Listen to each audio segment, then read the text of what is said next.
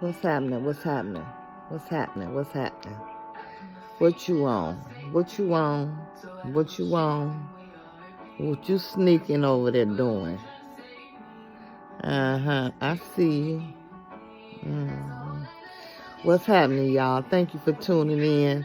This is going to be one of the first real stories out of my book that I'm going to go in my book, Diamond in the Dirt, all over the place. I'm going to start with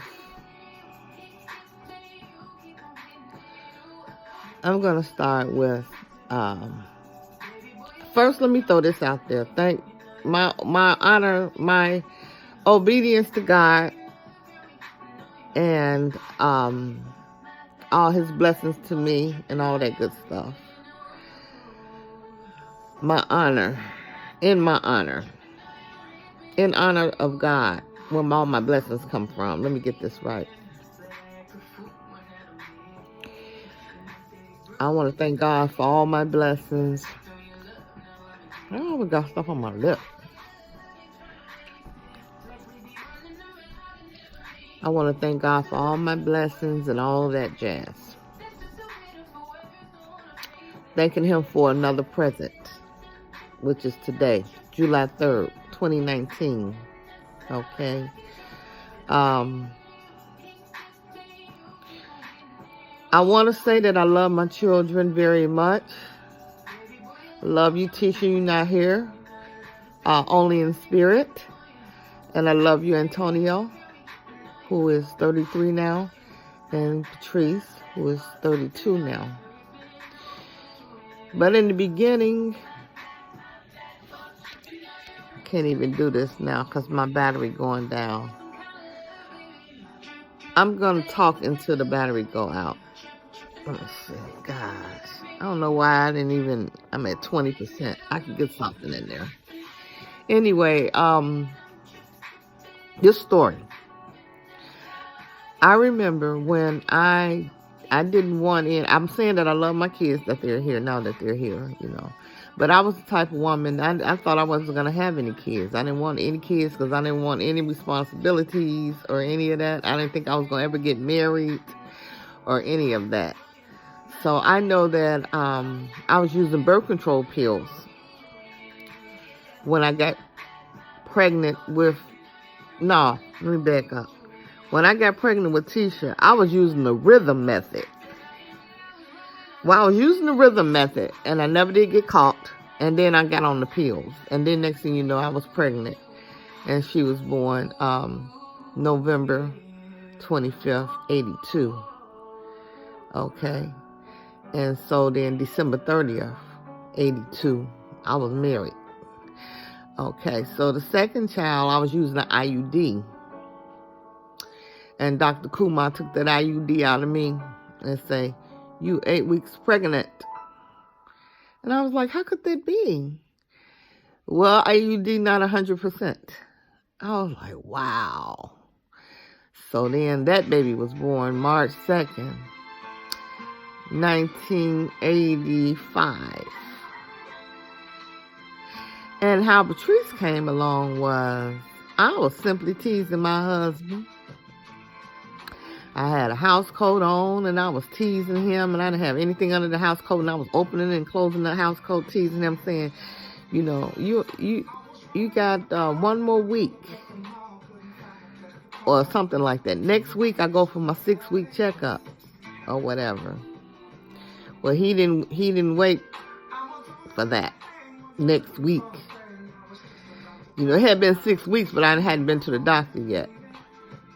Well, the doctor didn't give me the clearance yet, but, well, a rubber was used, and my husband broke the rubber, and I got pregnant with Patrice. So, that scared me to death. So I got my tubes tied after that, because I was like, I can get pregnant this easy? Gee, I'll have 10 kids before I know it. So that's how that happened, but I'm glad that everything happened the way it had happened. And I love my kids very much. And I also love, out of that came 9 grandkids. So that's a whole separate story. But I always say that, back when I was a teenager, my mom enrolled us to John Robert Powell's modeling school. So I guess I was 14, 15, somewhere in there, and I was modeling. My sister was modeling. And then I graduated for the advanced class. And then my sister wasn't accepted for the advanced class. So then my mama made us, drop out. She was like, well, Nina didn't make it. You don't go either. It was kind of like that. So I had to drop out because my sister didn't make it. And we were like two peas in a pod. We did everything together. So she didn't make it, so I wasn't able to continue. So that was that. But I used to do modeling in lounges, modeling shows. We were invited to go to New York. Wasn't able to go because my sister wasn't going to be able to go, so I couldn't go. I'm pretty sure that's how it went. It was a long time ago. I could be off, but anyhow, I know we did get invited, and I know I wasn't able to go. So, I mean, the school, John Robert Powell School, they had something coming up, but it was for the advanced people, which I didn't get a chance to be included in because we dropped out after that. What else? So anyway, after that, see how I'm all over the place? I went back to that, and then that was before I had even met my husband. Now, before my husband, all I dealt was with business owners, which was wrong. They were all married. Most of those men I was dealing with was married, but they were loaded. And I'm not, it was what it was. I'm not necessarily proud of that, but it was just a time in my life. It was part of my learning process. So, I had came from money, and I thought everybody I dealt with should have had money, and they did. I made sure of that. So I was with a different elite type of people all the time. I'm not proud of myself. I respected marriage after I got much older. But back then, I thought it was cool. I thought it was cool to be the woman on the side, the chick on the side, doing for the man what their wife wouldn't do for them. Well, I was willing to do all those things back then, but you just change as you get older. That's why men like real young chicks, because they dumb. They dumb and stupid, and you can get them to talk them into anything. Just whisper sweet nothings in their ear, and they go along with the majority of them.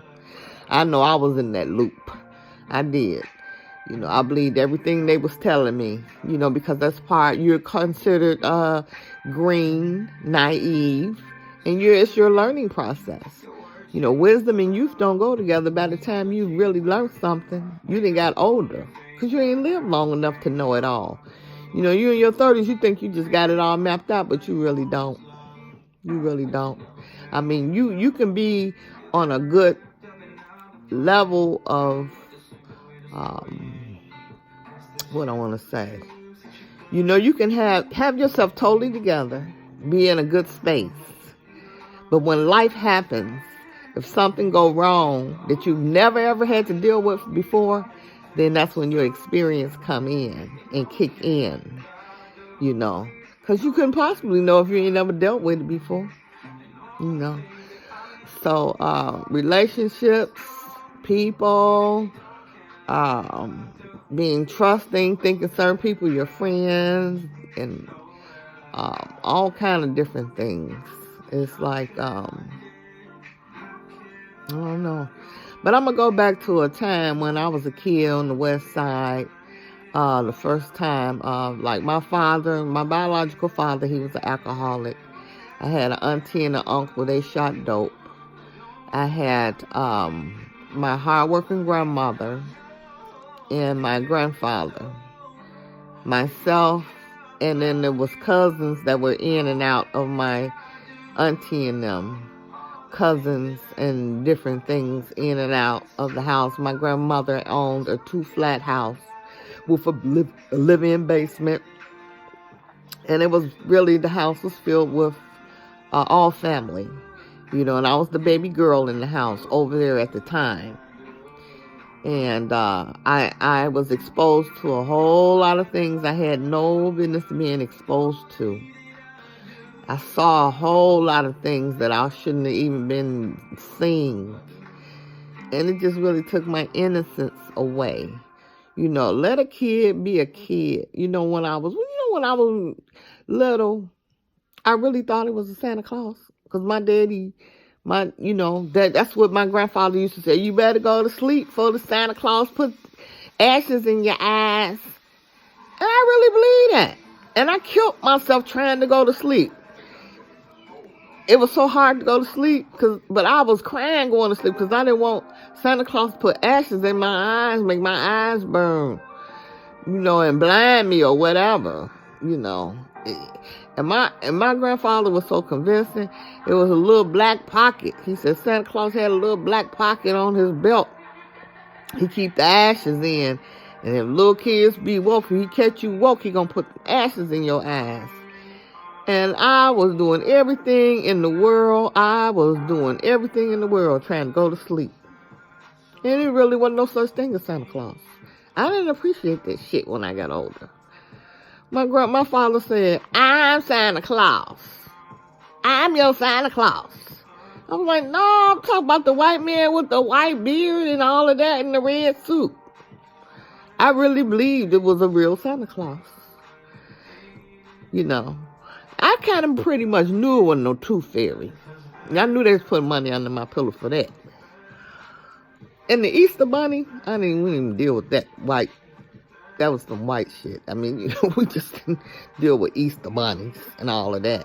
That was really going too far. But Santa Claus, I guess I was maybe 7 or 8. I cried my eyes out.